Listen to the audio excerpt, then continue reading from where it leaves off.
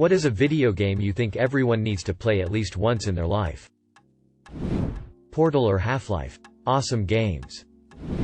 Tetris. It puts all other games in context. Well, this essentially turned into what's your favorite game, or what game are you playing right now? The original Super Mario Bros. For the NES. At least 1-1 and 1-2. Edit. I am referring to Super Mario Bros. On the NES. World 1 Level 1. And SMB World 1 Level 2. Nothing about SMB 2 or 3. Roller Coaster Tycoon. Everyone should experience the thrill and fun of Left 4 Dead 2 when you're playing with 3 of your friends. Stardew Valley. Rarely do I find a video game that's truly relaxing in the traditional sense of the word. But this one is one of them. Edit. I certainly didn't expect this simple post to take off the way it has. Thank you for the awards. And I'm glad that Stardew Valley means that much to so many of you. It does to me, too. Stardrops all around. BioShock. Shadow of the Colossus. I remember how the otherwise brilliant Roger Ebert kept saying he just couldn't see video games as art, and I kept thinking, if someone would just tie him to a chair and force him to play Shadow of the Colossus, he'd come around. Guess we'll never get the chance now. Honorable mentions. Silent Hill 2. Prince of Persia: Sands of Time. Zelda: Link to the Past. Edit. I'm noticing a common theme from the people that didn't like Shadow of the Colossus. And it's that they only played it for a little while, a few of the boss fights. Basically, or watched someone else play. This is one of those games where it doesn't become apparent what's going on until you get a ways into it. So I can understand some people being put off early. My advice would be to not get too hung up on the game aspect of the game. If that makes any sense. The reason I think it's the perfect game for someone like Ebert or anyone else who doesn't usually appreciate games as an art form is that it tells a story that really couldn't be effectively told any other way. It wouldn't work nearly as well as a movie. Because you need to be in the shoes of the main character and identifying with him. You need to be the one killing the colossi. Otherwise, the impact once things start falling into place is lessened. The game part of the game is just the vehicle for telling the story. And the story works best if you're the one moving it along rather than watching someone else do it. Silent Hill 2 is the same way. To an extent. Part of what makes the gut punch of that game so effective is that you spend so much time in James's shoes and identifying with him and his mission that once you get to that moment in the hotel room when you find the videotape, it doesn't feel like you're finding out something else the character has done. You feel like you're finding out something else that you've done. I can't really explain further for either game without spoiling part of what makes them so good. But those two in particular are great games in spite of the gameplay being iffy at best. They tell fantastic stories and they do so incredibly skillfully. The other two games I recommended I put on my list for the exact opposite reason. The story takes a backseat to the gameplay. Which is just amazingly fun.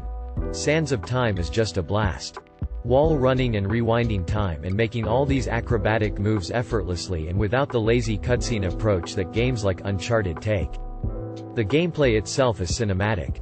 Smooth and visually impressive. It's also probably my favorite use of a framing device story ever.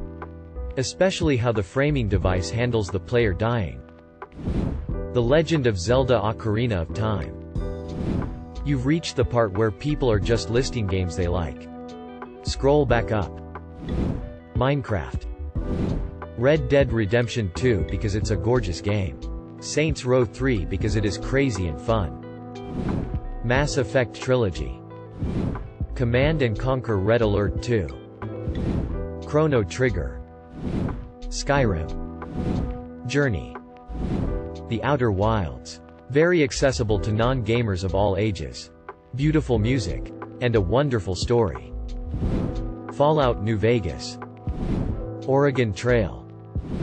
Subnautica. Feel what it's like to be truly nowhere near the top of the food chain. Plus it's a game about being brave.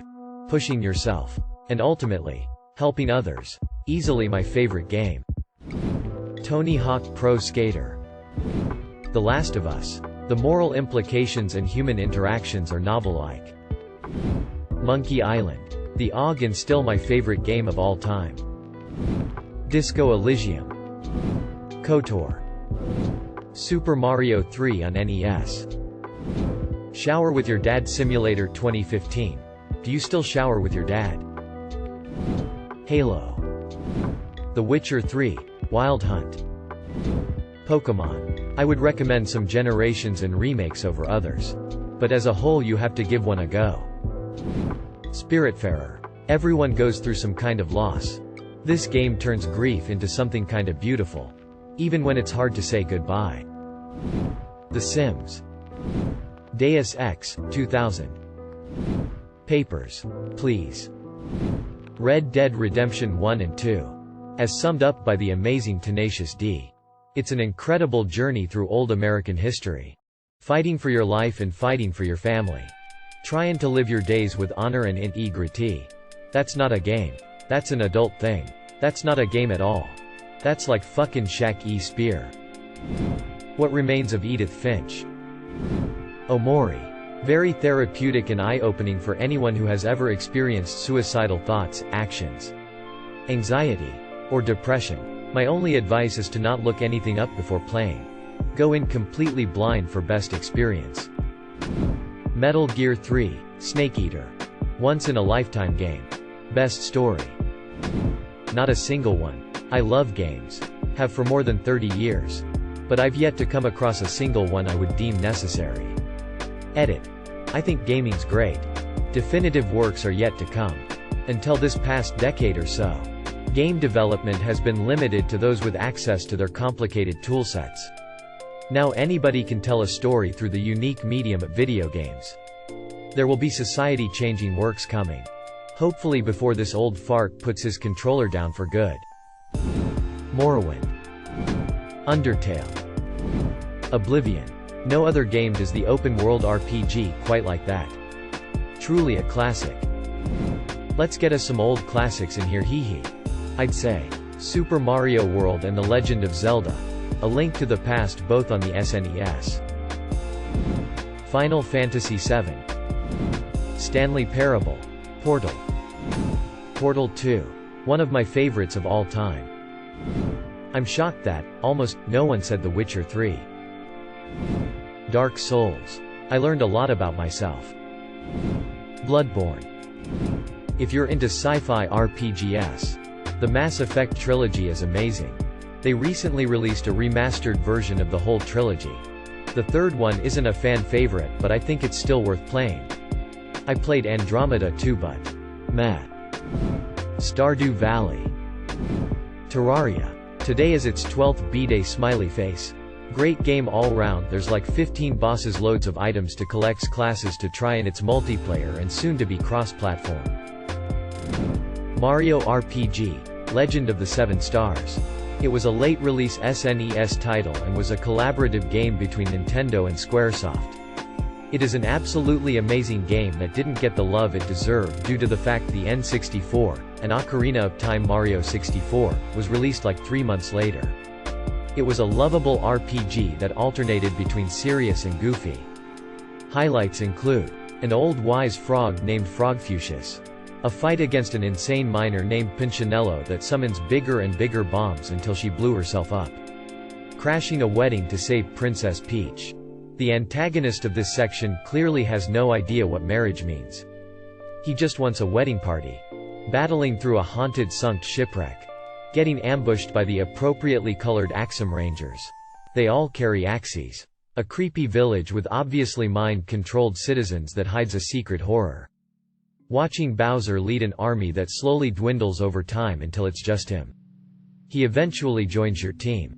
His weapons are either a chain chomp, or throwing Mario at his enemies.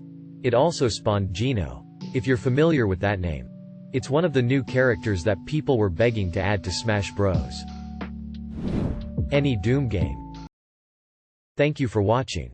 If you enjoyed this video, don't forget to drop a like. If you would like to see more content like this in the future, subscribe and turn on notifications to be notified about future videos. Now check out one of these interesting videos.